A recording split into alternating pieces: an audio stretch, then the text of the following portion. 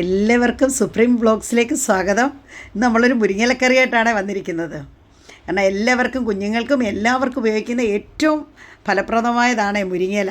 അപ്പം ഞാൻ കുറച്ച് മുരിങ്ങയില അത് വൃത്തിയായി കഴുകി നോക്കി പറക്കി വൃത്തിയാക്കി എടുത്തിട്ടുണ്ട്. നമുക്കിന്ന് കറി വയ്ക്കാം. അതിന് ഗ്രേവിക്കായിട്ട് കുറച്ച് തേങ്ങ എടുത്തിട്ടുണ്ട്. അതിൻ്റെ കൂടെ നമുക്ക് ഇച്ചിരി മഞ്ഞൾപ്പൊടി ഇടാം. പിന്നെ നമ്മൾ അതിൻ്റെ കൂടെ ചേർക്കുന്ന നല്ല ജീരകമാണേ, നല്ല ജീരകവും കുറച്ച് ചുമന്നുള്ളി, ആ ചുമന്നുള്ളിയും കൂടെ ചേർത്ത് നമുക്കൊന്ന് മിക്സിയിൽ അരച്ച് കൊണ്ടുവരാം. അപ്പോഴത്തേക്ക് നമുക്ക് തയ്യാറാക്കാനുള്ള പാത്രം അടുപ്പിലോട്ട് വെച്ചിട്ടുണ്ട്. അത് നല്ലവണ്ണം ചൂടായി. ഞാൻ വെളിച്ചെണ്ണ ഒഴിക്കുകയാണേ. വെളിച്ചെണ്ണ ഒഴിച്ചിട്ട് നമുക്കത് നല്ലപോലെ എണ്ണ ചൂടാകുമ്പോഴത്തേക്ക് അതിനകത്ത് കടുകിട്ട് പൊട്ടിക്കാം.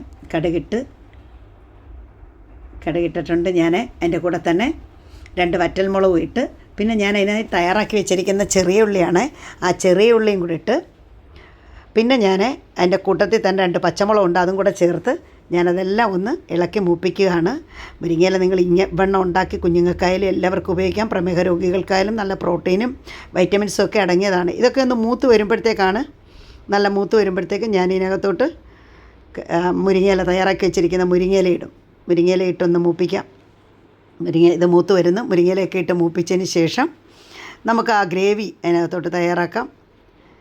ഗ്രേവി ഒഴിക്കണം, മുരിങ്ങയില ഇടണം. മുരിങ്ങയില ഇട്ട് പെട്ടെന്ന് തന്നെ ഇതാക്കി മുരിങ്ങയില ഇതൊക്കെ മൂത്തിട്ടുണ്ട്. ഇനി നമ്മൾ മുരിങ്ങയില ഇടുകയാണ്. മുരിങ്ങയില ഇട്ട് അതും ഒന്ന് മൂത്ത് വരുമ്പോഴത്തേക്ക് നമ്മൾ തയ്യാറാക്കി വെച്ചിരിക്കുന്ന ഗ്രേവി ഒഴിക്കാം.